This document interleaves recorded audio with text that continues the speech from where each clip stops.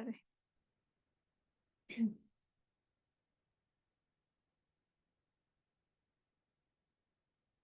Assalamualaikum warahmatullahi wabarakatuh. Kami dari kelompok 5 akan membawakan materi diet Mediterania. Perkenalkan, nama saya Sri Rahayu Aulia Umar selaku moderator pada presentasi kali ini.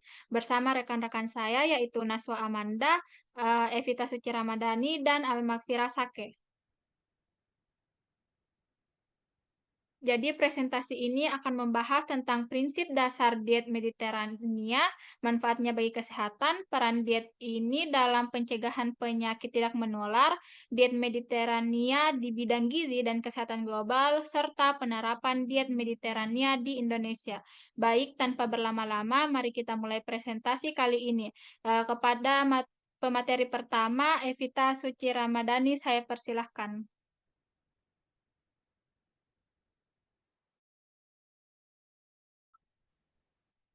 Baik, jadi apa sih itu Mediterania? Diet Mediterania. Jadi, diet Mediterania adalah pola makan tradisional yang berkembang di negara-negara sekitar Laut Mediterania seperti Yunani, Italia, Spanyol. Nah, inti polanya adalah berbasis nabati, banyak buah-buahan, sayuran, biji-bijian utuh, kacang-kacangan, dan polong. Minyak zaitun sebagai sumber lemak utama, konsumsi ikan, seafood, dan unggas sedang, konsumsi daging merah dan produk olahan rendah, serta asupan susu dalam jumlah sedang. Selanjutnya,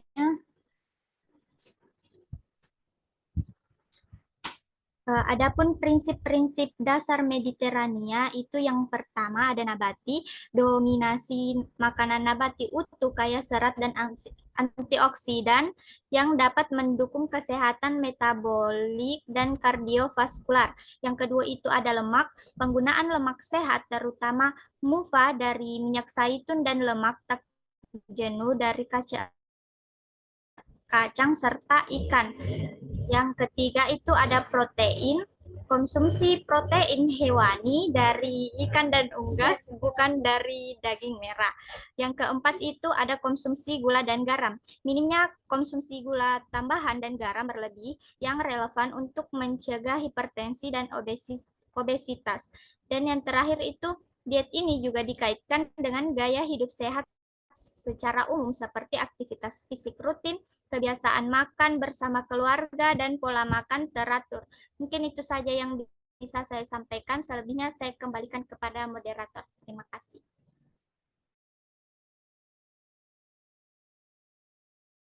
Baik, jadi itu tadi penjelasan dari Evita Suci Ramadhani terkait dengan prinsip dasar diet Mediterania. Selanjutnya, eh, untuk materi kedua itu ada peran diet Mediterania dalam pencegahan penyakit tidak menular yang akan dibawakan oleh saya sendiri. Next slide.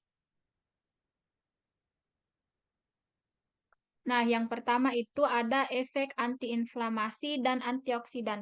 Makanan khas diet Mediterania seperti minyak zaitun dan buah-buahan berwarna mengandung polifenol dan antioksidan yang tinggi. Zat ini bisa melawan radikal bebas dan mengurangi peradangan di dalam tubuh. Jadi, tubuh lebih terlindungi dari penyakit kronis seperti diabetes dan kanker.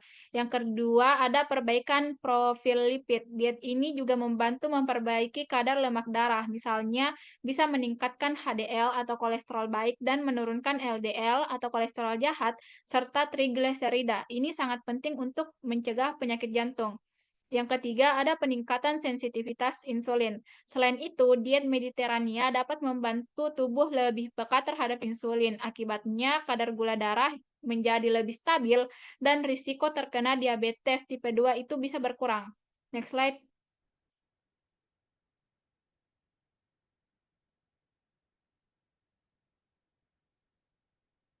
Nah, yang keempat ada pengaruh positif pada mikrobiota usus. Jadi, diet Mediterania ini kaya serat dari sayur, buah, dan biji-bijian. Serat ini membantu menyehatkan mikrobiota atau bakteri baik di usus kita. Mikrobiota yang seimbang akan membantu metabolisme berjalan lebih baik dan memperkuat sistem kekebalan tubuh.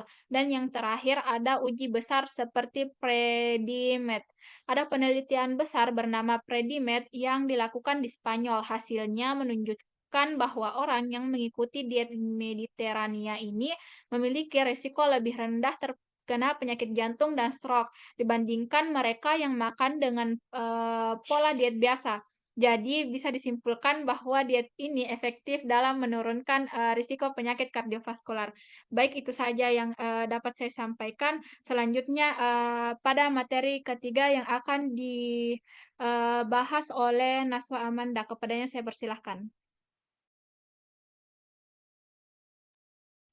Baik, terima kasih atas kesempatan yang diberikan. Jadi, saya akan menjelaskan tentang peran diet Mediterania dalam bidang gizi dan kesehatan global. Diet Mediterania saat ini menjadi salah satu pola makan yang banyak direkomendasikan di dunia karena memiliki bukti ilmiah yang kuat. Banyak penelitian, ulasan sistematis, dan meta-analisis menunjukkan bahwa pola makan ini efektif dalam mengurangi resiko penyakit tidak menular seperti jantung, stroke, dan diabetes. Selain manfaatnya, diet Mediterania juga memiliki keterkaitan dengan berkelanjutan lingkungan. Pola makan ini dinilai lebih ramah lingkungan karena tinggi pangan nabati dan rendah konsumsi daging merah, sehingga berdampak positif dalam mengurangi jejak karbon dan penggunaan air. Yang terakhir adalah kemampuan adaptasi lintas budaya. Melalui konsep yang disebut planetarian, prinsip-prinsip diet Mediterranean dapat diterapkan di berbagai negara dengan menyesuaikan bahan pangan lokal sehingga manfaatnya bisa dirasakan di berbagai belahan dunia tanpa harus bergantung pada bahan impor. Next slide.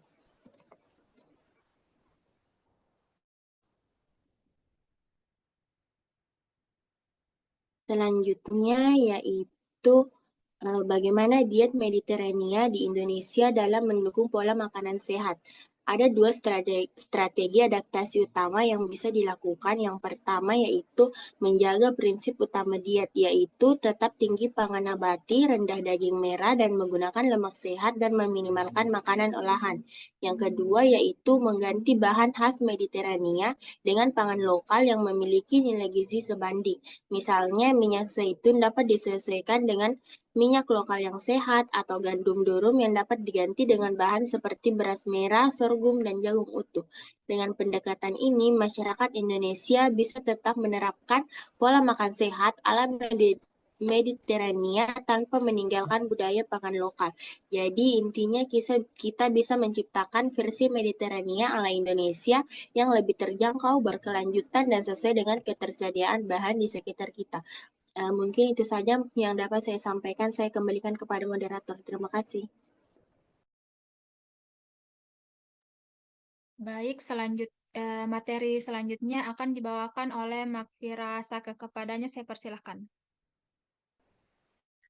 Baik, terima kasih atas kesempatan yang diberikan. Setelah tadi ada beberapa tren diet militer di Indonesia dan beberapa strategi utama pendekatannya, ada contoh substitusi pangan lokal yang relevan, yaitu ada buah dan sayuran, seredia utuh, protein nabati, dan juga omega 3. Yang pertama itu ada buah dan sayuran. Ada pepaya, pisang, kangkung, bayam, labu, dan ubi jalar.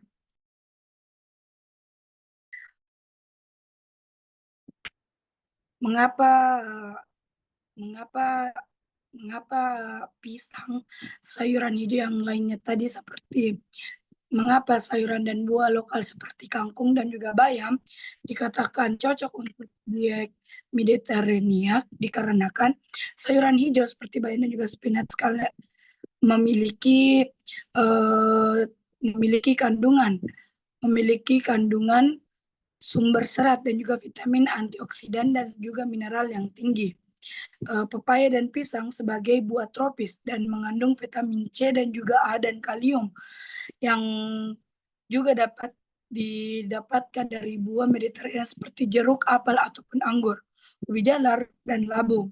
Kaya akan serat dan antioksidan setara dengan labu kuning atau kentang dalam diet Mediterania. Yang kedua itu ada sumber nabati seperti serelia utuh. Contoh dari pangan lokal bisa kita ambil dari tahu, tempe, kacang hijau, dan juga tanah. Mengapa dikatakan kacang tanah? Mengapa dikatakan seperti itu? Karena diet Mediterania menganjurkan konsumsi protein nabati dari kacang-kacangan dan polong-polongan seperti lentil, buncis, dan juga kacang almond. Tahu dan tempe adalah produk fermentasi kedelai yang sangat kaya akan protein, serat, dan probiotik alami, yang bahkan lebih unggul dari beberapa sumber protein nabati di Mediterania. Kacang-kacangan hijau dan kacang tanah juga mengandung lemak sehat dan protein serta serat. Yang ketiga ada sumber omega 3, contohnya seperti ikan tongkol, kembung, dan juga lele. Mengapa? Karena diet Mediterania menekankan konsumsi ikan laut yang kaya akan omega 3 seperti salmon, sarden, dan juga makarel. Tongkol dan kembung merupakan ikan lokal yang juga tinggi kandungan omega 3, EPA, dan DHA, setara dengan ikan Mediterania. Lele, mengapa dikatakan lele? Lele dari tambak juga merupakan sumber protein hewani, rendah lemak, dan ekonomis. Serelia utuh atau lokal, kita bisa mengambil beras merah, sorghum, jagung utuh. Mengapa dikatakan seperti itu? Diet Mediterania menganjurkan konsumsi serelia utuh, whole grain seperti gandum utuh, oats, dan berlai. Beras merah dan juga sorghum serta jagung adalah serelia utuh lokal Indonesia yang kaya serat, vitamin B, dan memiliki indeks glikemik yang lebih rendah dibandingkan nasi putih, dan juga membantu menjaga kadar gula darah, kesehatan jantung sesuai prinsip diet Mediterania. Namun, perlu kewaspadaan dalam substitusi minyak zaitun seperti yang dikatakan tadi, dikarenakan minyak zaitun ini memiliki komposisi MUFA dan polifenol unik. Pengguna minyak nabati lokal seperti minyak kelapa sawit atau kelapa harus disesuaikan dengan pertimbangan kesehatan dan lingkungan seperti yang dikatakan oleh Yasibas dan Lubas pada penelitiannya di tahun 2023. Dalam implementasi diet Mediterania di Indonesia, ada beberapa tantangan yang perlu diperhatikan, seperti harga dan ketersediaan bahan sehat seperti minyak zaitun dan kacang impor bisa menjadi hambatan. Ini menuntut intervensi kebijakan seperti subsidi pangan sehat dan promosi bahan lokal. Seperti yang dikatakan oleh Godos et al. Pada penelitiannya di tahun 2024. Prevensi rasa dan budaya makan perlu diperhitungkan agar adaptasi diet tidak ditolak oleh masyarakat. Dampak lingkungan lokal harus diteliti untuk memastikan substitusi tidak membahayakan ekosistem lokal dan tetap mendukung secara berkelanjutan. Dengan pendekatan yang konseptual, Indonesia bisa mengembangkan pola makan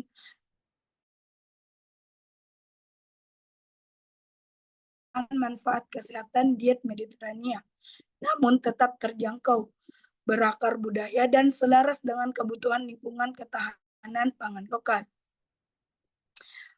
Next slide.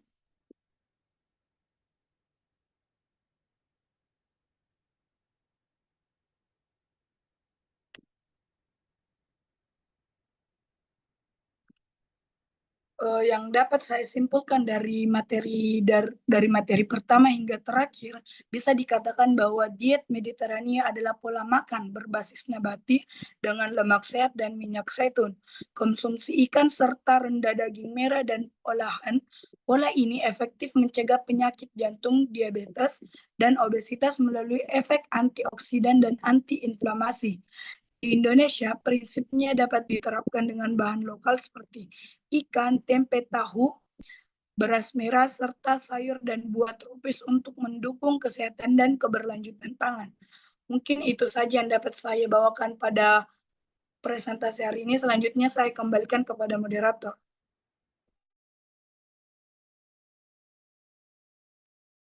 Baik, jadi itu tadi penjelasan terkait dengan materi diet Mediterania.